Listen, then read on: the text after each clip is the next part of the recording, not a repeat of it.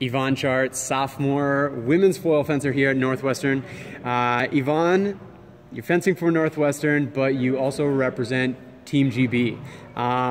Are we going to get an American accent or a British accent here? You're going to get an American accent. Okay. So, my mom's from the US and my dad's from Britain, and I actually lived in Virginia until I was 11.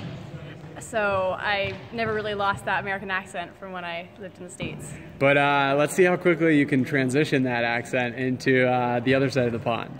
I can't. You can't? I have to ask my sister. My sister can do it. I can't. Okay, okay. So let's first talk about your British roots.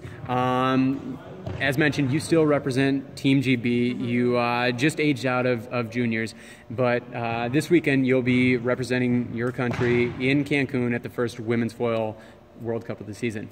How are you feeling about going into that competition? I'm excited. Yeah. So Cancun's obviously a pretty cool place to travel to.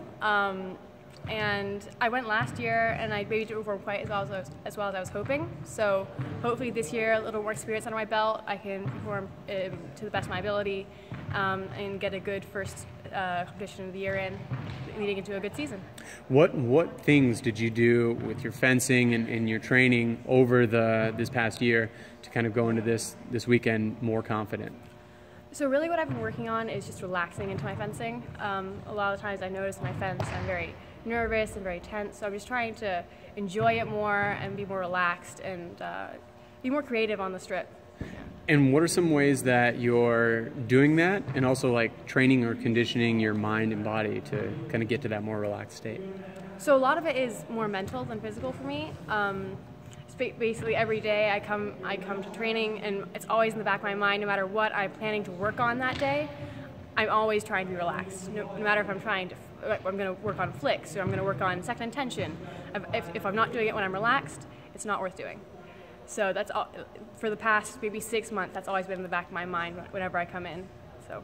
Now we hear a lot of different approaches to practice and how people go in, the mindset they have and the things they want to address during practice. What's your approach to practice? Like you mentioned all the things that you do. Do you come in saying like, today I'm only focusing on this action?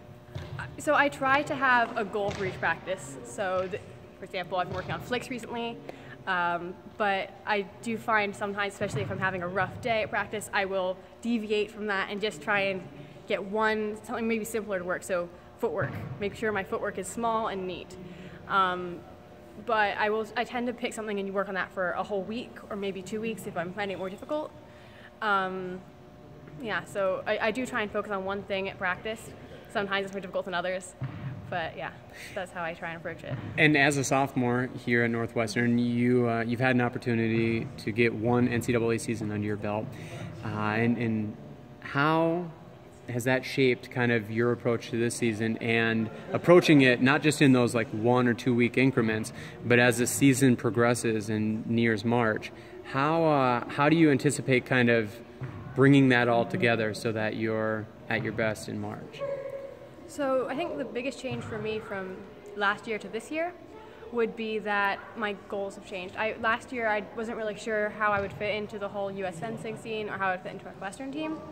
And my goal was really just to travel, experience the circuit, and do as well as I could. But I think this year I have more definite goals. I want to go to NCAAs. I want to compete. So yeah, I've definitely got those clear goals, and I have my season tailored towards that with that specific target in mind. That said, what is the number one thing that you're really focusing on this year? You mentioned relaxing, or what is the number one thing that you need to do to ensure you're satisfying that goal? I think being able to find the balance between being relaxed and being competitive, because competitions I've been to recently, it's been I've either been too relaxed and not fighting enough, or too scrappy and not relaxed enough. So trying to find that balance for me right now is what I'm aiming for. All right, well, thanks for your time. Good luck this weekend. Thank you very much. And in this second sophomore campaign. Thanks very much.